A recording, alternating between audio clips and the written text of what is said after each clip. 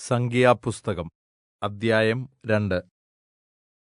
യഹോവ പിന്നെയും മോശെയോടും അഹരോനോടും അരുളിച്ചെയ്തത്, യിസ്രായേൽ മക്കൾ എല്ലാവരും അവരവരുടെ ഗോത്രത്തിന്റെ ചിഹ്നമുള്ള കൊടിക്കരികിൽ പാളയമിറങ്ങണം. സമാഗമനകൂടാരത്തിനെതിരായി ചുറ്റും അവർ പാളയമിറങ്ങണം. യെഹൂദാ പാളയത്തിന്റെ കൊടിക്കീഴിലുള്ളവർ ഗണംഗണമായി കിഴക്ക് സൂര്യോദയത്തിന് അഭിമുഖമായി പാളയമിറങ്ങണം. യെഹൂദയുടെ മക്കൾക്ക് അമ്മീനാദാബിന്റെ മകൻ നഹശോൻ പ്രഭു ആയിരിക്കണം. അവന്റെ ഗണം ആകെ 74,600 പേർ. അവന്റെ അരികെ യിസ്സാഖാർ ഗോത്രം പാളയമിറങ്ങണം. യിസ്സാഖാറിന്റെ മക്കൾക്ക് സൂവാരിന്റെ മകൻ നെഥനയേൽ പ്രഭു ആയിരിക്കണം. അവന്റെ ഗണം ആകെ 54,400 പേർ. പിന്നെ സെബൂലൂൻ ഗോത്രം. സെബൂലൂന്റെ മക്കൾക്ക് ഹോലോന്റെ മകൻ എലീയാബ് പ്രഭുവായിരിക്കണം. അവന്റെ ഗണം ആകെ 57,400 പേർ. യെഹൂദാ പാളയത്തിലെ ഗണങ്ങളിൽ എണ്ണപ്പെട്ടവർ ആകെ 1,86,400 പേർ. ഇവർ ആദ്യം പുറപ്പെടണം. രൂബേൻ പാളയത്തിന്റെ കൊടിക്കീഴിലുള്ളവർ ഗണംഗണമായി തെക്കുഭാഗത്ത് പാളയമിറങ്ങണം. രൂബേന്റെ മക്കൾക്ക് ശെദേയൂരിന്റെ മകൻ എലീസൂർ പ്രഭുവായിരിക്കണം. അവന്റെ ഗണം ആകെ 46,500 പേർ. അവന്റെ അരികെ ശിമെയോൻ ഗോത്രം പാളയമിറങ്ങണം. ശിമെയോന്റെ മക്കൾക്ക് സൂരിശദ്ദായിയുടെ മകൻ ശെലൂമീയേൽ പ്രഭുവായിരിക്കണം. അവന്റെ ഗണം ആകെ 59,300 പേർ. പിന്നെ ഗാദ് ഗോത്രം. ഗാദിന്റെ മക്കൾക്ക് രെയൂവേലിന്റെ മകൻ എലിയാസാഫ് പ്രഭുവായിരിക്കണം.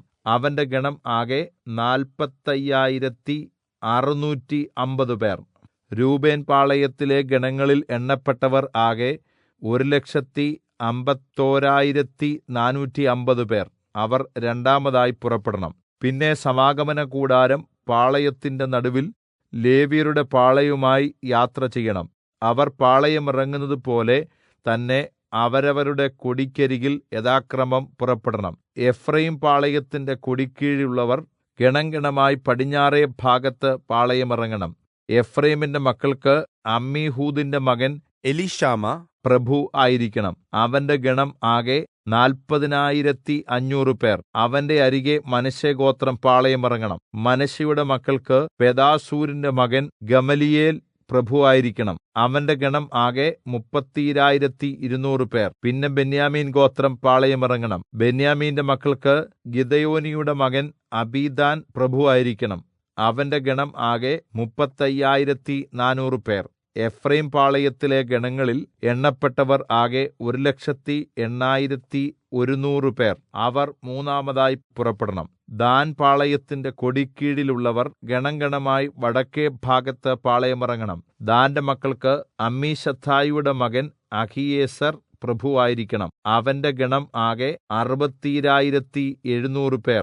അവന്റെ അരികിൽ ആശേർ ഗോത്രം പാളയമിറങ്ങണം. ആശേരിന്റെ മക്കൾക്ക് ഒക്രാന്റെ മകൻ പഗീയേൽ പ്രഭുവായിരിക്കണം. അവന്റെ ഗണം ആകെ 41,500 പേർ. പിന്നെ നഫ്താലി ഗോത്രം പാളയമിറങ്ങണം. നഫ്താലിയുടെ മക്കൾക്ക് ഏനാന്റെ മകൻ അഹീര പ്രഭുവായിരിക്കണം. അവന്റെ ഗണം ആകെ 53,400 പേർ. ദാൻ പാളയത്തിലെ ഗണങ്ങളിൽ എണ്ണപ്പെട്ടവർ ആകെ 1,57,600 പേർ. അവർ അവരുടെ കൊടികളോടുകൂടി ഒടുവിൽ പുറപ്പെടണം. യിസ്രായേൽ മക്കളിൽ ഗോത്രം ഗോത്രമായി എണ്ണപ്പെട്ടവർ ഇവർ തന്നെ. പാളയങ്ങളിൽ ഗണംഗണമായി എണ്ണപ്പെട്ടവർ ആകെ 6,03,550 പേർ ആയിരുന്നു. എന്നാൽ യഹോവ മോശെയോട് കല്പിച്ചതുപോലെ യിസ്രായേൽ മക്കളുടെ കൂട്ടത്തിൽ ലേവ്യരെ എണ്ണിയില്ല. യഹോവ മോശെയോട് കല്പിച്ചതുപോലെ എല്ലാം യിസ്രായേൽ മക്കൾ ചെയ്തു. അങ്ങനെ തന്നെ അവർ അവരവരുടെ കൊടിക്കരികിൽ പാളയമിറങ്ങി.